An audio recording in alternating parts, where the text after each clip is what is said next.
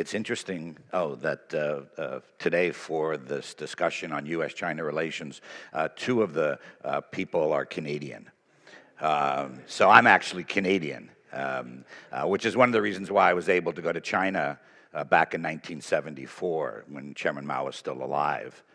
So if you want to hear Cultural Revolution songs, just let me know.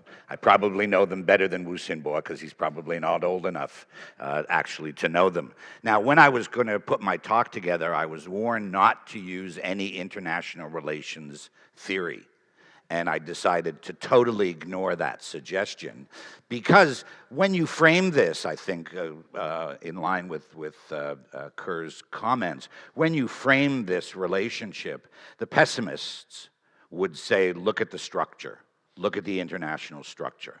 And that will tell us a lot about what we can expect from the states, from the different states, both the United States and China and the other countries in the world. And so my assumption is that what we have is a hegemonic United States, still the dominant power, though we can debate whether or not it is in decline. And whether the president is able to make America great again, and a challenger, right? And as each state in the world, actually, over the next, one of the characteristics of the future over the next little while is states have been happening, but what I call the triangularization of foreign policy for so many states. And if you look at states, you can really see that is really happening. Now, part of this, so you've got a superpower or a hegemon and a rising challenger. One of the questions is, will there be a power transition? And I'm not going to go into it in great detail, but of course, those kinds of international situations, whether they lead to war or not, are clearly dangerous, right? We've seen writing by Joe Nye, so in some case, sort of 11 of 15 cases have led to war. Even if that doesn't lead to war, which I think everybody wants to avoid, the tensions that this kind of situation creates are really significant. I see Xinbo is smiling. But you can ask two questions too, which is one is China going to continue to rise? Most people assume yes, but there are the possibilities. There are certain things that people could talk about, the economy, and that China may not continue to rise at the pace that it is. And the second is this aberration, as I'll talk about, the American strategy or Trump strategy in response to this situation, is that an aberration? And will there be a more, I would say, more realistic response to America's situation and America's problem, or do we just see really silly policies in many cases? Now, assuming that the rise continues, what should the United States do from a foreign policy realist perspective? Well, what it should do is it should be building up, it should be maintaining its alliances, right? It should be keeping its ties with the Koreans, with the Japanese, right? It should be maintaining international organizations like the IMF, like the World Bank, right? You don't need to contain China, but you want to try and continue to encourage China to work as much as possible within those institutions, knowing that China is getting bigger and stronger and will say these institutions are okay, but we want to adjust them. Right, and that's what we've heard for a long time. And that would seem to be one strategy. The problem, though, is, well, I'll get to that in a second. And the challenger, so China rising, the challenger should be looking for, in the theoretical perspective, should be looking for alternative allies. Right? As China gets stronger, there's the worry that the Americans may preempt a war. There have been Americans who have said that. One way to manage that is you want to build up your own strength so that the Americans decide we're not going to go to war, right? And we can see that playing out. Where do we see that play out? What's China doing in the last 6 months or last year? Russia. Right? So there's whether C has read, I mean, I'm sure people like Xinbo have given ideas to, the power transition theory. You need to build up your allies just to make sure that America doesn't decide to go to war. And so we can see that. Now, I believe that leaders matter. And leadership personality in both leaders matter a lot, okay? So we look at the great disruptor, President Trump, and rather than strengthen the alliances, strengthen the institutions that you would assume that a rational, a realistic foreign policy would be, what he's doing is disrupting them all. And in that sense, he's making America weaker. He's making it harder for America to deal with China. He's strengthening China in some ways. And that's why we hear that the Chinese are very hopeful that he'll win the next election, because he's really good for the re-strengthening of China. And what he doesn't use is what I'm going to throw a couple of terms at you. So one, you may remember the idea of spoken wheels. In the 1950s, the Americans spent a lot of time building up all these alliances in East Asia, right? And President Trump has proceeded to make them all really, really difficult. And the Japanese and the Koreans are really angry at him for the amount of money that he's asked them to donate to the United States for the military. He also has undermined what I call the institutional bases of hegemony. So if you are the hegemon, you've built all these institutions. You've built the World Bank. You've built the IMF. You've built NATO. You've built all these amazing institutions that have lasted for a long time. Sure, they all have problems. WTO has problems, but you've built these institutions, and they're good for you, right? But this president has decided that they're not good for America, and that's a real problem. Second, so theory does have some usefulness, right? Second is I look at President Xi, and he's a risk taker. He's in a rush for national rejuvenation. He sees a historic moment. The next 30 years for China are a historic moment. And so he's engaged in what I've called national mobilization for national rejuvenation, right? As many things with China, you mobilize, you fadong chunzhong, you fadong dangyuan, right? You mobilize the state to try and carry out your goals. And we've seen this happening. Now, I have a view. One thing that I write op-eds sometimes for the South China Morning Post, and I have a website, which is drdavidzweig.com. I don't know yeah, there it is. Good. I just opened it up. In any case, so one of the arguments that I looked at the 19th Party Congress, and I said, what is the Sin Sherdai? What is the third era? And so I went back to the first era. And for me, the first era was Yan'an. For me, the first era was 1942 to 1945. And what does Mao do in that era? Major purges. Mao Zedong Sishyang, Mao Zedong thought gets written into the party constitution. Study documents, intensive study of Mao's writings, in fact. You have a cult of personality, and you have a goal. You have a mubiao, right? You have a goal. And the goal then is to win the Civil War. Well, this should sound very familiar, right? What have we seen since Xi has come to power? We've seen a purge. We've seen cult of personality, which has backed off significantly, but initially 19th Party Congress really everywhere in China, right? We've seen, everybody studies his documents. We have a goal. The goal is to make China, China dream, China rejuvenation. So rejuvenation, can't get that word right. And the purge, because through the Fan Fubai, the anti-corruption campaign. And so it's when he talks about the third era, I look at that third era and I say, hey, this is very similar. So he's going to, so we can get a sense of where he's going, but he's really flexible. So he's introduced a lot of useful for China and even for the world, AIIB, new institutions that are somehow trying to go around the constraints that the Americans and that the hegemonic power has put on him. Yet, there are people who would argue, and I've argued this, that maybe he's going a little too fast too soon. Maybe BRI is the Belt and Road Initiative, a little overextended, but that's something we can talk about at the break. Third point I would raise is really the problem of public opinion.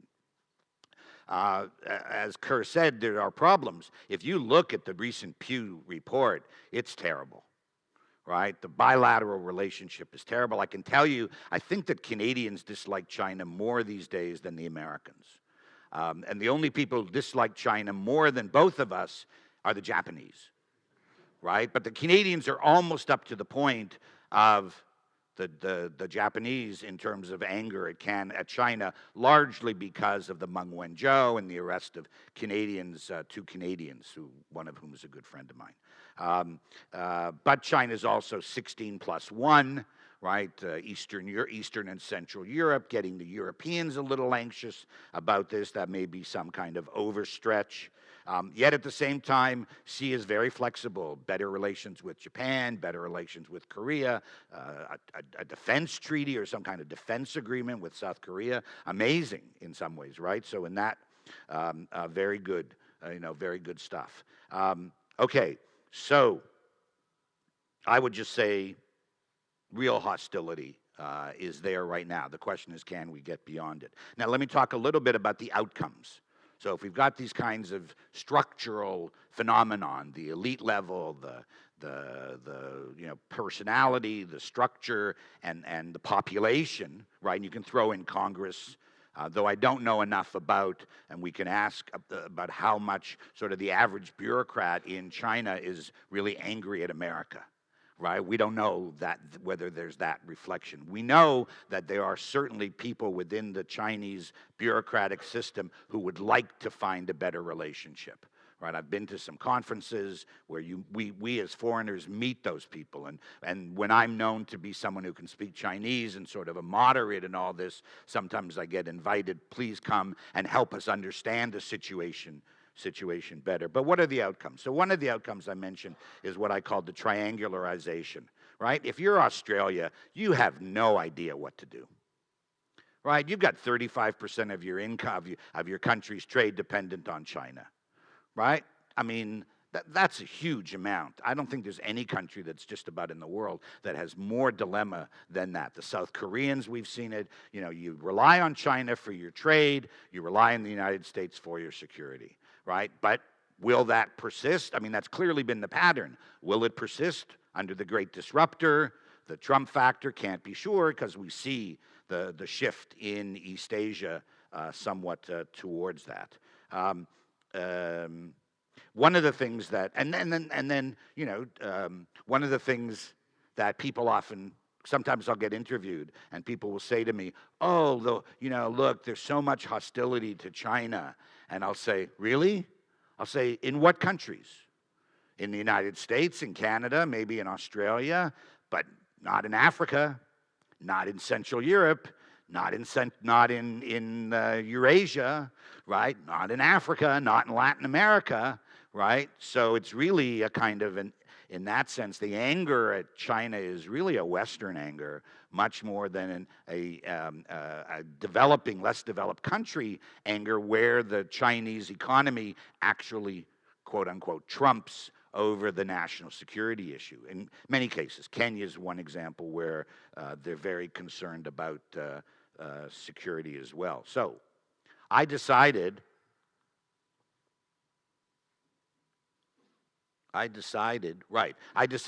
not to use slides for the text.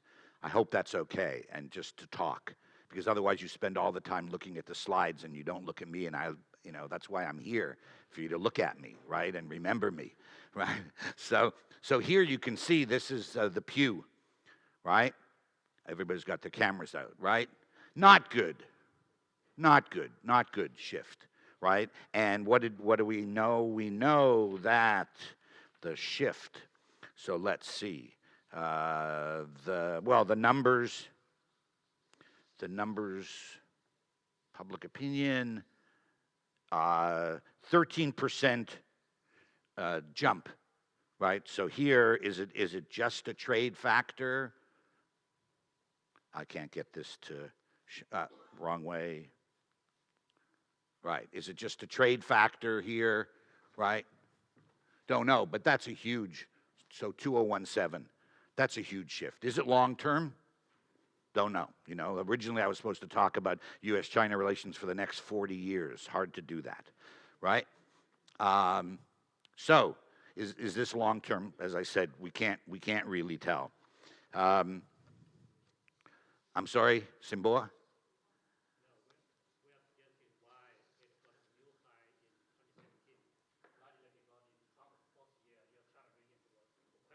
Ah, yeah. Well, could be. Okay, that's why. Thank you for that. I don't mind people contributing um, to this. Now in the bilateral. So let's look a little bit at the bilateral relationship. I think the bilateral relationship, despite what people are saying, is really in trouble. The U.S., we've had all these articles about the death of engagement. David Lampton wrote a really good piece. I mean, this is sort of, if you want to write an article and that's already passed already, sort of the death of engagement. As Kerr said, we've sort of, disengagement. There's serious doubts in the United States about Xi's foreign policy. The Pew also has a table on perceptions of Xi Jinping. Around the world, not so good in parts of the world. I recently heard a member of this, someone working in the State Department, I can't say how, why, where, they gave me this information, but they said, quote, the State Department is articulating a new understanding that China will not reform. The U.S. has been passive in the past, but now needs to prevent the spread of a set of norms and values that are not compatible with new U.S. norms and values. So are we moving into a ideological confrontation, not just a developmental confrontation, which we clearly have in terms of free markets versus state capitalism, right, which is, I think, where we are somewhat. The U.S. government sees China as offering itself as an alternative. Xi Jinping actually articulated that at the 19th Party Congress. First time that China has really done that since Mao, right? So that's a long time.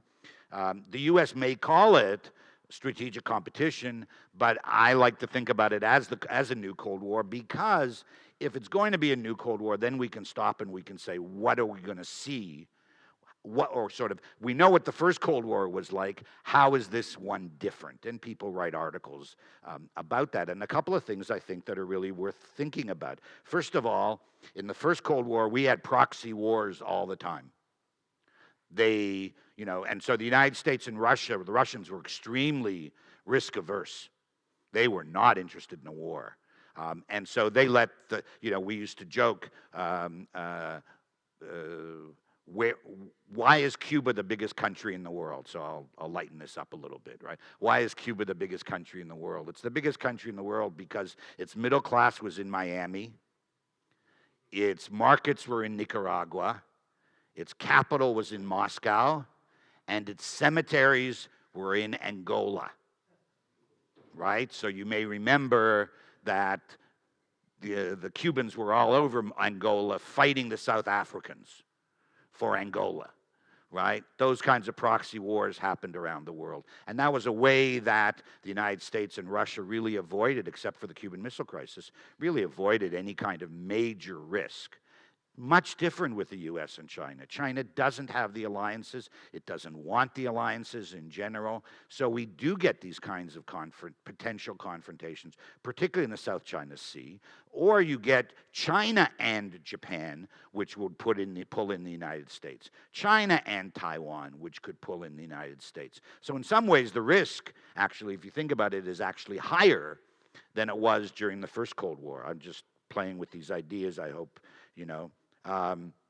but we have, when the Soviet Union and the United States went into a Cold War, they had almost no interaction, right? They didn't have the kind of scientific, educational, trade. So that's why we have this whole concept of disengagement or decoupling, right? Which we haven't seen before, where two countries that are so intersecting, and I'll get to this in a minute on the science and technology issue, but so intersecting that they have to start figuring out ways to pull apart, right? Shambao, my friend David, who went to Michigan with me, just wrote a recent piece and has 6 points about decoupling. I was trying to get it read this morning so I could talk about it, but I didn't. I just give him the free publicity. And so we have to think about this. You and the business world have to think about decoupling, you know, and all of these kinds of issues. So that's really quite different. And I believe, so again, you also get American intrusiveness, I think, in the bilateral relationship. I found it very difficult. On the Xinjiang issue, I'm very sympathetic that the United States or the Congress was actually thinking of doing something about Xinjiang. But on Hong Kong, bad move. I'm not a big fan of the Human Rights and Democracy Act in Hong Kong. We can talk about that later during question. Because what happens if China, if you know, the young people in Hong Kong decide to start throwing bombs? Not just Molotov cocktails, but start setting off bombs. Does China not have a right to try and step in and try and stop that happening if the police can't do it? And if they do, you know, it is their sovereign territory. They promised to, you know, to give us two systems. But if it's, and I am critical, if we, you know, I am critical of China's position on lots of things in Hong Kong. I write about it. But from this position, this is a real risk that the Congress didn't take, and I don't think they thought about it.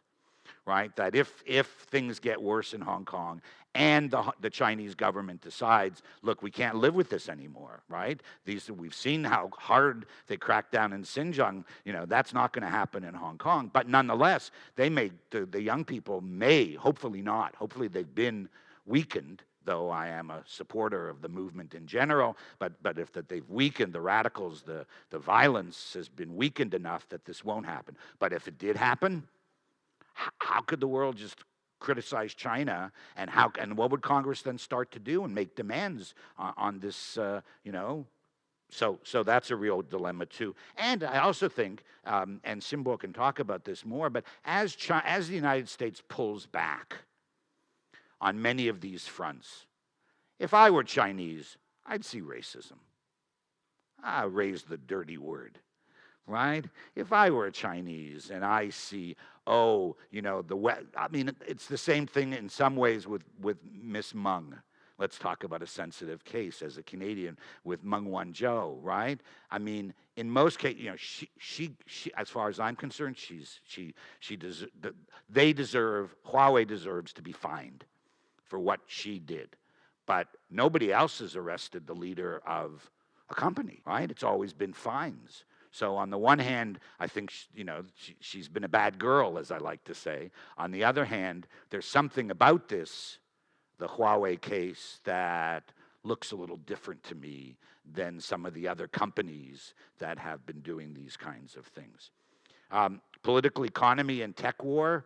We'll talk more about it. We'll, you know, Mary will talk. I know one of the questions maybe discuss the question of Made in China 2025. One thing I will tell you, and I think it's very important. I mean, I had a very interesting talk. I mean, let me put it this way. So in 2013, we were all very excited at the third plenum reforms, right? Everybody thought that finally, you know, China, I talk about waves of reform, and the last wave of reform in China had been when? When was the last big reform? Anybody want to help me? I'm a professor, right? So this is, right? Anybody remember when the last big wave of reform was? I'm sorry? 1997, right, late. Right, Jiang Zemin and Zhu Rongji, 1997, 1998. That was the last time that China did a major reform, right? And so we had all the way till 2013. So when finally China comes out with the third plenum reform package, we all go, phew, right? The reformers are coming back. We're going to get these reforms. Little did we know that 4 months before that, the Chinese Academy of Engineers and the Ministry of Information and Industrial Technology had started to put together a program that became Made in China 2025. So it actually began before the reform. So here we have China going two lines at the same time. One, the state won the private sector. And we know that President Xi preferred the state, right? And so he, I was told, signed off on the reforms in 2013, but what we've really seen is a strong commitment to the state sector, right? And you can read about that, but it's still continuing. And part of the problem is that's a key part of what the United States and Lighthizer, if I've seen a list of issues on the debate, or sort of the points, the talking points for the trade negotiations. I don't know much about it, and most of us know nothing about it, but at one point I saw, and the top thing on that list was Made in China 2025, right? So here's a commitment to a strategy, and it's a strategy that fits with Xi Jinping's personality and what he likes, and with a strong sector in the Chinese economy and the state sector. And as some of my even moderate reforming friends have said, you know, it hasn't done too badly. You know, look outside.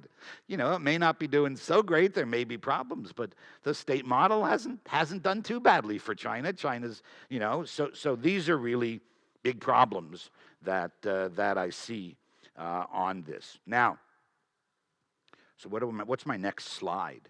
So here, countries seen that move, the BRI. But again, this is just to show the point that I said, right, which is that Bulgaria, Poland, Lithuania, they all have a favorable view, more favorable view, largely. This is one second.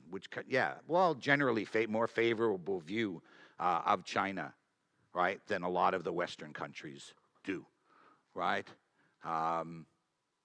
Let's see, this is moving without me doing anything, which is great. Key threat, U.S. or China? Well, clearly the Mexicans are worried, but they've signed the agreement. But here you can see Japan, Philippines. In that sense, China's having a hard time in Southeast Asia, right? Even though that's a big part of their strategy, the Belt and Road is to go south into the Pacific, into the South China Sea. They're not doing that well. Do I have any more? So here's where I wanted to say. So in terms of, let me talk a little bit in terms of an issue that I know well. So I'm not really such a big specialist on the sort of the nitty-gritty of Sino-American relations and the trade. One of the things I know pretty well is students, and Chinese and American students, and reverse migration, right? The whole question of China and overcoming the brain drain, right? And how China's tried to overcome the brain drain and bring back the talent that many of you work with, and some of you may be, right? The Haigui, right, and all that. Now, this is really interesting, right? America really benefits. These are high-talented PhDs. These are PhDs in science and engineering. And though the data is only through 2011, even if it's 75, even if the returnee rate has gone up even better, you're still talking about 75% of the PhDs in science, and I can get out of the way if you can't see, right? 75% of the PhDs in science and engineering are staying in the United States. So why would you want, if you're President Trump, why would you want to say that all Chinese students are spies? Right? You know, in Yiddish we have an expression, I don't know, chochem, brain, right? He ain't got one on those issues, right? Here's, and just to show that Kerr actually was wrong, sorry, you don't insult your host, but here you can see from 2016, this is Chinese students who are studying in the U.S. Percentage of Chinese students going abroad to study abroad, the share going to the United States is declining. The Brits are winning, right? Hopefully Canada's doing okay, but, but you can see even the numbers. So the numbers have sort of stagnated, right? These are the people coming to the United States. The numbers have stagnated. Now, if the numbers start to decrease dramatically, there are a lot of small college towns in the United States, a lot of families that are going to get hurt. A lot of one town, my son went to Bowdoin in the United States. That town, Brunswick depends heavily, this is Maine, cold, but it depends heavily on Bowdoin. And, you know, the extent to which those are Chinese students coming in and and also science and technology, right? So much of the U.S., the first people to speak out after Tiananmen, the first people to speak out and say, no, no, no, come back to the United States, right? Send more students. The first people were the scientists, right? Smart, cheap labor, right? Smart, cheap labor in the laboratories, right? But so I'm pretty frank. Right?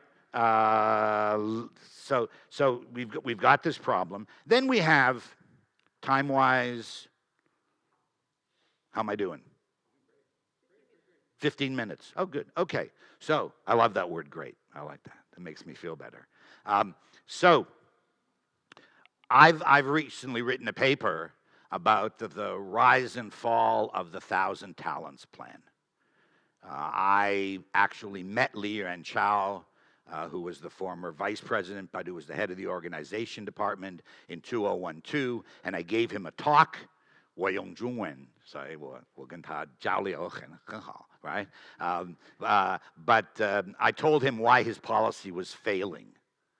Now, you got to have a little bit of guts to tell a member of the Politburo that why his favorite policy is failing, but I blamed everybody else, right? I said, 官员的权力太大, the bureaucratic power is too great, right? And if you're a world-class physicist in the United States, you're not going to move back to a Chinese Academy of Sciences institute unless you're running it, right? You're not going to come back and let some bureaucrat who's only been overseas as a visiting scholar for 2 years take over your budget, right? And it turns out that he knew that because the organization department in 2012 had already done their own survey, which is actually quite interesting. But what we've now seen is that this 1,000 Talents program is now considered to be the base of the biggest spy effort in the history of the United States. Right? Congress held a meeting called Spies or Scholars, right? I want to use this opportunity. I made a note here this morning. I want to use this opportunity that you've given me to express my concern based on pretty good research. And I'm giving a paper at Duke next week. Anyway, and I really want to stress something about the effort to reverse the brain drain. Right? Americans don't understand what a brain drain is. They've never experienced it. They've only benefited. Right? The Chinese understand what a brain drain is. In the 80s, the 90s, they discussed it all the time. What do? The Koreans understood it. Japanese, not so much. But the Taiwanese understood it. The Canadians have had a program called the Canada Research Chairs to bring talented Canadians back from overseas, right? A lot of the world understands this. The Indians are doing this stuff, right? A lot of people understand this, but the Americans don't. Because they've never experienced it. So they don't know what it is for a state to see its talent, train its people, see its talent, go overseas, live abroad. And what do you do with that? You either create a policy to bring them back, which we call reverse migration, right? And you use money, incentives, whatever you can to get those people back because you need them for your national self-strengthening, right? Or you use what's called the diaspora option. The diaspora option is where you say to these people, you don't have to come back. It's not 回国服务. It's 为国服务. It's not return to the country. And Jiang Zemin raised that in 2000, right? And China's been doing that for a long time. Now, along comes Li Yuanchao. I can still say his name in this room, I think. But along comes Li Yuanchao in 2008 and starts the 1,000 Talents Plan. The main purpose is to bring people back full-time, not part-time. To bring people back full-time. He felt that as the organization department with the party, he could use the party's power to bring people back full-time. By 2010, he couldn't get them back full-time. The scientists, academics, entrepreneurs were returning largely full-time. But the scientists and academics who could bring back new information, new technology, all of these things, they were not coming back full-time. Or they were not coming up. They were not joining the program. So he created a new part called part-time. So you can be a part-time 1,000 talents person. And that's the basis of the confrontation that exists now between the United States and China over the question of the 1,000 talents, where many Chinese decided to sign up on this program. They get 1 million renminbi, or no, they get maybe 300,000 renminbi to do part-time, right? So instead of, American academics, you spend 9 months working in the university, and then you have 3 months on your own. In those 3 months on your own, you're allowed to go get another job. So you get another job in China. And so the Chinese government pays you to come. It's been going on for a long time. The question is, are you open if you take both jobs full-time? And some Chinese have been bad boys and girls, right? They've been double dipping. So we've got examples, but not massive examples. We've got gebier. We have individual examples of where Chinese have taken a full-time job. One guy took kept his full-time job at Ohio State and then became the dean of a new school of pharmacy at Tianjin University. Now that's pretty stupid, right? So those kind of people get caught, right? The second thing you do is you double dip on the grants. So you get an NSF grant or an INH grant, a National Institute. NSF is National Science Foundation, or National Institute of Health, and you take the same project and you go back to China and you set up a lab and you say to the Chinese government, the Natural Science Foundation of China, give me a grant for this. Those are bad, that's bad boys and girls, right? And those are, in part, they've been discovered, but not in huge numbers, right? And in the biotech industry, you're working in a biotech firm and you've got some new new healthcare product or new health product, and you know that it's worth a fortune in China if you can bring it to China, and maybe it's easier to get it approved in China than it would take so long to get it approved in the United States. So you become a bad boy and girl and you come back to China and you set up a company. But the number of national security risks are very small. The media has come out with a list of stories. There's been meetings in Washington, and most recently, a week and a half ago, which is what prompted me, the Congress, the Senate came out with a report. And it is a bashing report on China and the 1,000 talents, and there's almost no data. For someone who does statistical analysis, I'm a University of Michigan PhD, if I can't analyze it statistically, it doesn't exist, right? But you're supposed to laugh at that, but that's okay. But in any case, if you take the time to read it, or you can eventually read my paper if you want, you can. I'll post it. The data are very weak, very, very weak. There are individual cases. Look, you do have a problem. Okay, you do have a problem. The problem is, again, state mobilization. Right? China does things through state mobilization, almost everything, right? So the 1,000 talents is the Communist Party mobilizing, and they're offering money to universities, and the universities want to compete because who can get more publications, and if you can use the money that the state is offering you to get somebody to be a part-time 1,000 talent at your university, their publications, they're fine. Their publications tell us that their publications will help the university compete in the standings, right? So there's all kinds of incentives built into this system that aren't so great, that make it not work so well. But by and large, one of my favorites is the Commerce Department has been accused of being soft on letting people who are on the talent program export dual-use technology, right? So they were getting into the national security, and the Congress has attacked them for this, right? So what does the data show? The data show that China has applied for 2,777 applications for dual-use technology exports, of which the Congress report admits 20 were suspect. We're talking 0.7%. It's in their own report.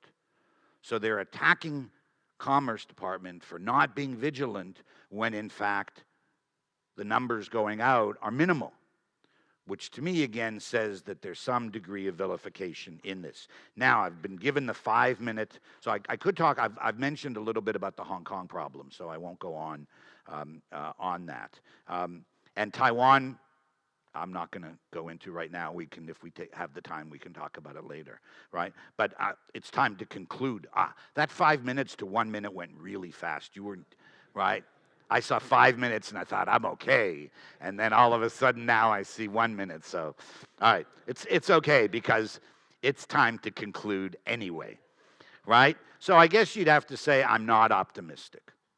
Right? I'm not very optimistic. And part of that lack of optimism really goes back to the IR theory argument, that you really got a rising challenge. And America could make room. Now, there's what I call the Make Room School, led by Hugh White out of Australia, if you've read some of his work. But and even Robert Zoellick, if you look at Robert Zoellick's recent speech, right, to the China Business Council, it's a kind of make room speech.